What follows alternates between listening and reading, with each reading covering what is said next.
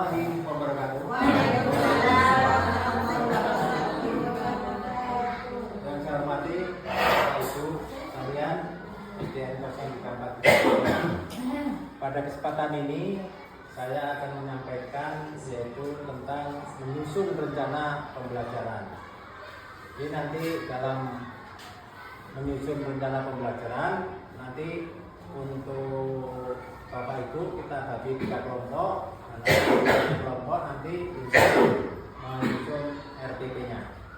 Itu kita mulai dari yang pertama yaitu tentang menyusun pembelajaran. Jadi untuk menyusun pembelajaran itu yaitu membuat perencanaan pembelajaran yang melibatkan beberapa langkah yang penting, yaitu mulai dari menentukan tujuan pembelajaran yang spesifik dan terukur, menyusun materi dengan sistematis, memilih metode pengajaran yang variatif, merancang kegiatan yang menarik hingga merencanakan waktu dengan efektif, melakukan evaluasi dan menyediakan tindak lanjut. Adapun langkah-langkahnya,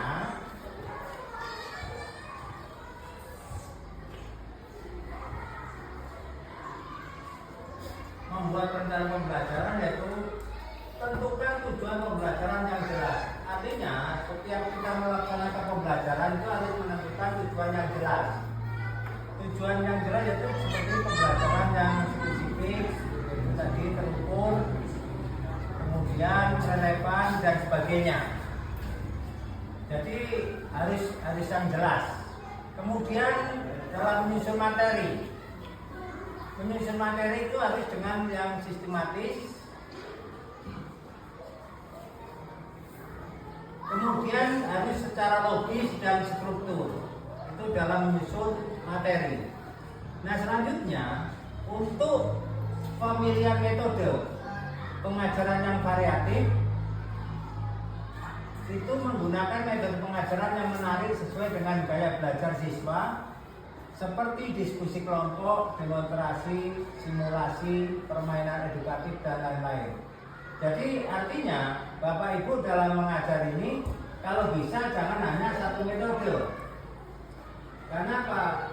Kita melihat bagaimana caranya untuk siswa supaya menarik. Kalau memang kira-kira cocok untuk metode diskusi yang kelas 456, ya kita lakukan metode diskusi. Kemudian ada metode lagi yang lain supaya anak-anak tersebut artinya bisa menarik dengan pelajaran tersebut. Nah, kemudian rencana kegiatan itu kita harus memilih kegiatan yang menarik perhatian terhadap anak, kira-kira anak-anak supaya tidak bosan. Kita ambil contoh misalkan, kalau kita mau menerangkan misalkan, kalau menerangkan supaya anak itu tidak bosan, misalkan kita sudah membuat judul pelajaran. Misalkan taruhlah B30 SPKI misalkan. Nah, itu poin-poinnya apa saja itu ditulis. Nah, kemudian setelah ditulis supaya anak nanti menarik, itu bisa dari judul itu kita buat gambar mobil, gambar masjid, gambar apa, sehingga anak itu tertarik. Kita pura-puranya nggak tahu. Nah, kebanyakan Bapak Ibu sering kadang-kadang judulnya itu hanya kecil, kalau bisa judulnya itu yang besar supaya menarik. Jadi sisinya seperti itu. Selanjutnya, rencanakan waktu dengan efektif. Artinya, dalam setiap membuat RPP itu waktu misalkan 2 jam diefektifkan mungkin. Jangan sampai, kalau bisa lebih jangan. Karena apa? Karena dengan waktu 2 jam itu sudah terukur. Nah, kalau bisa anak banyak kerja supaya nanti ketahuan. Apabila anak itu tidak paham, itu akan ketahuan atau bisa cepat kita mengerti. Selanjutnya, sediakan tindak lanjut. Artinya dengan adanya diberikan tugas rumah, kita tahu kelemahan daripada anak tersebut bagaimana, itu yang si A si B-nya bagaimana, itu akan lebih tahu kita. Karena apa? Karena dengan adanya pemberian tugas atau menyediakan tidak lanjut. Terus selanjutnya, untuk tujuan pembelajaran yang dilakukan siswa supaya siswa dapat menjelaskan perbedaan. Nah itu nanti setelah anak-anak misalkan Bapak Ibu sudah menerangkan, diharapkan nanti si siswa itu bisa menyampaikan apa yang diharapkan oleh Bapak Ibu. Misalkan masalah B30 SPKI seperti yang kita sampaikan, ya artinya anak bisa membedakan, oh ini tentang masalah ini B30 SPKI ini masalah apa, itu anak tahu. Nah selanjutnya penutup. Dalam ringkasan materi itu ada tanya jawab dan pemberian tugas rumah. Jadi nanti misalkan ada anak itu yang sudah diterangkan oleh guru itu, kalau ada yang mau tanya, suruh tanya. Kemudian ada yang diberi tugas. Selanjutnya, langkah untuk membuat perencanaan pembelajaran yang efektif. Seperti kita lihat di papan tulis atau di infokus ini, langkah membuat rencana pembelajaran yang efektif. Yang pertama yaitu pahami murid. Jadi kita harus memahami murid. Yang kedua, kenali murid. Kita harus mengenali murid. Bagaimana sifat murid itu senangnya bagaimana, itu kita harus memahami.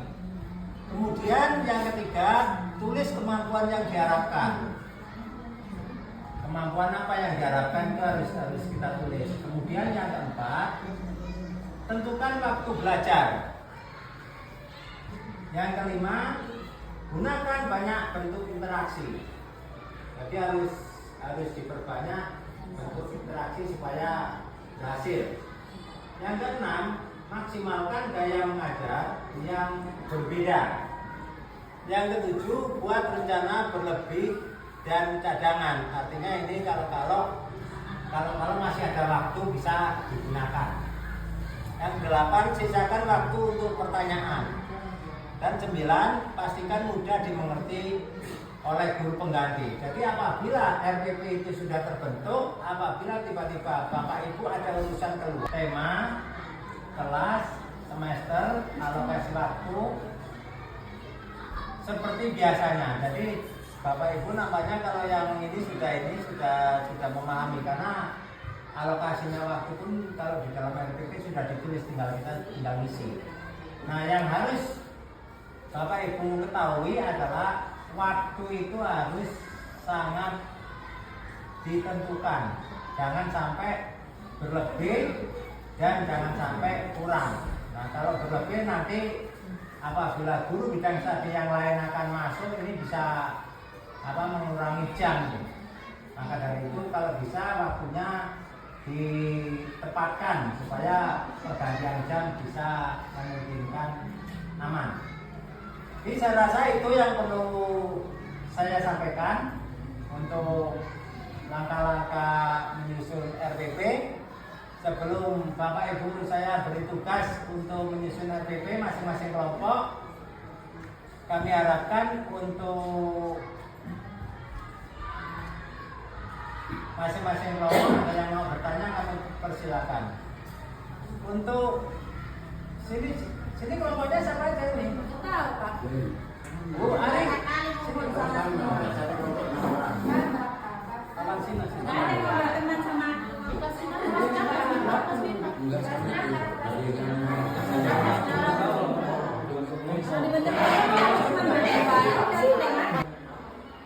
Sudah jelas Bapak Ibu? Jelas. Ya, silakan Bu. masalah waktu Pak. Waktu ya, silakan Bu. Karena kita sudah menentukan waktu ya Pak. Karena dalam satu hari itu pastinya ada sudah ditentukan jadwal pelajaran. Misalnya pelajaran matematika itu dalam satu hari itu ada 2 jam pelajaran. Nah, waktu sudah ditentukan. Namanya kita rencana ya Pak, dalam RPP waktu itu sudah ditentukan.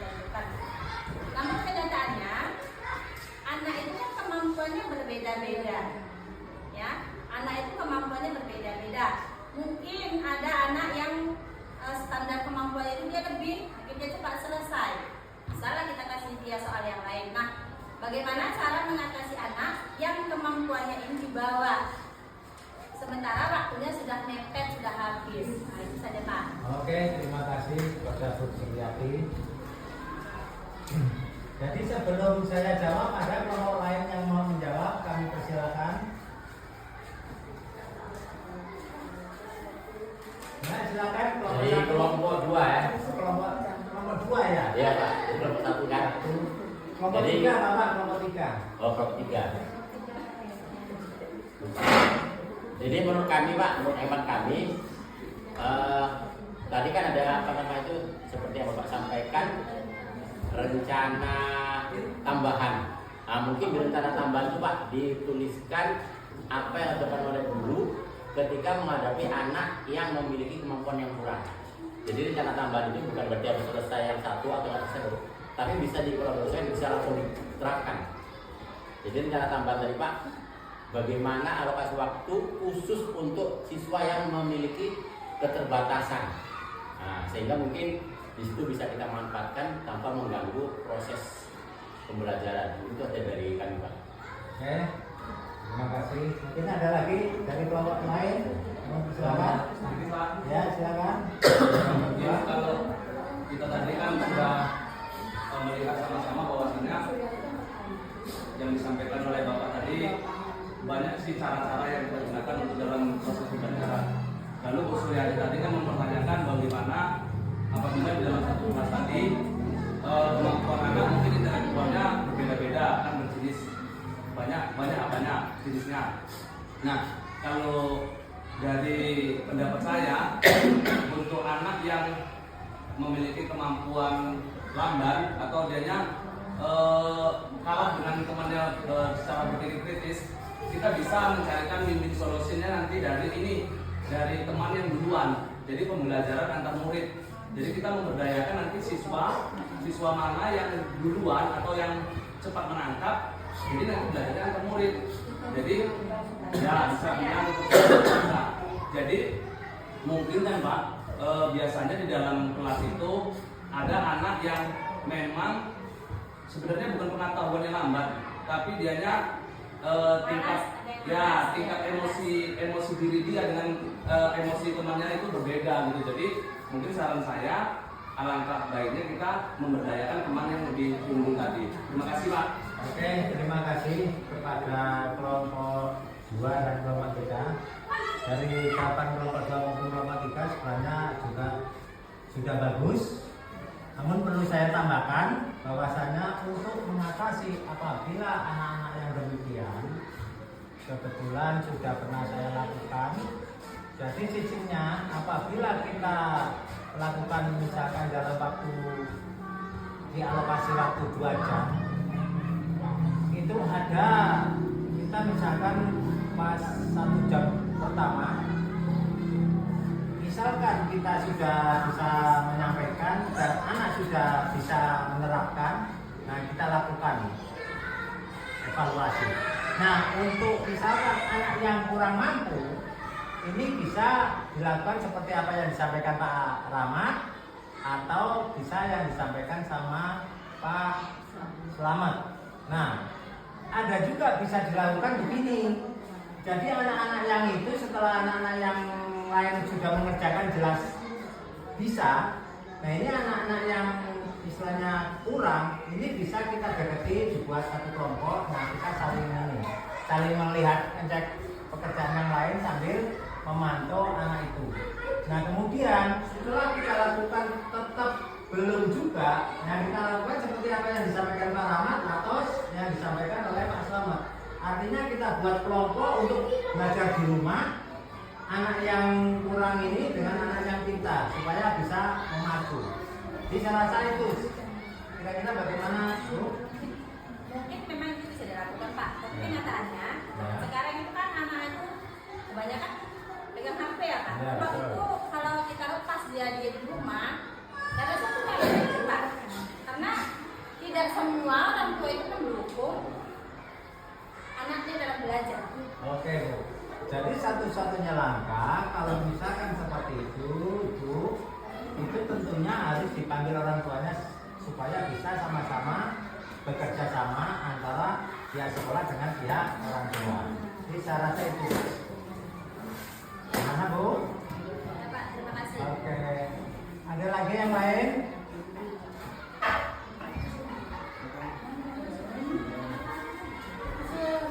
Oke, kalau tidak ada, kita ini kasih tugas yaitu untuk masing-masing kelompok untuk membuat RPP.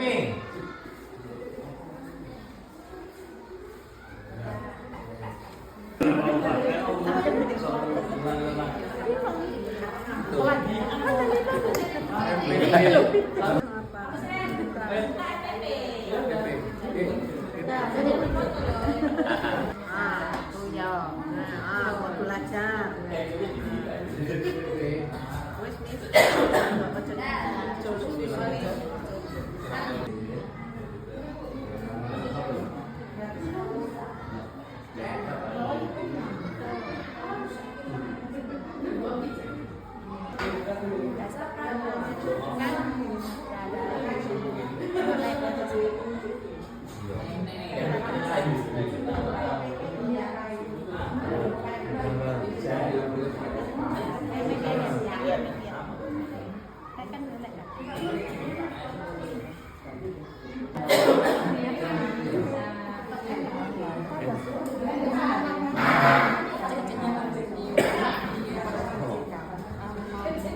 Itu CP-nya. CP. Siapa? Mana lagi Pak? Ya, yang mana? Paling atas. Nah, kan Pak pertama identitas. Apa Bapak? Besarkan. Kemarin kan besarkannya Pak, nggak tahu. Ah, ini ya Pak ya. Ada dibesarkan. Oh, ini Pak. Nah itu Ini udah betul ini Pak. pembagian alokasi waktu itu 2 kali 35 menit berarti 2 jam. Ya. Babak pertama. Waktu itu tidak Dan bisa dua. ditambah. 2 kali 2 dibagi 30 berapa Pak? Itu. Pengerjaan yang sudah selesai, silakan dikumpulkan.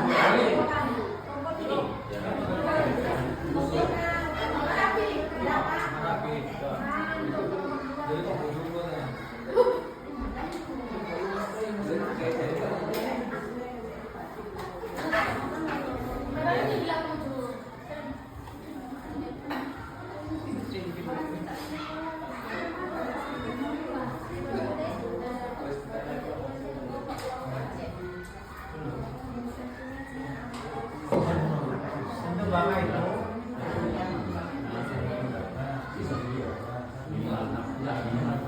sebelum kita menyampaikan hasilnya, ini tentunya dalam kita menilai itu harus ada beberapa hal seperti ini, yaitu ada 13 aspek.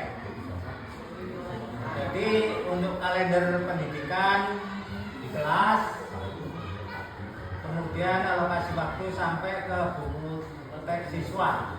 Jadi ada 13 item ini yang kita nilai. Nah untuk itu saya akan cek hasil penilaiannya.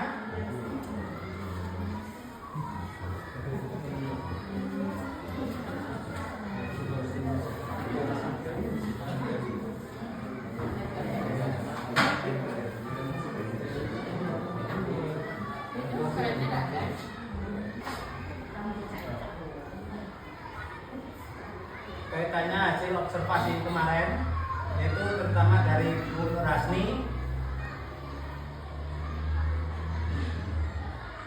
Jadi untuk Bu Rasni itu dalam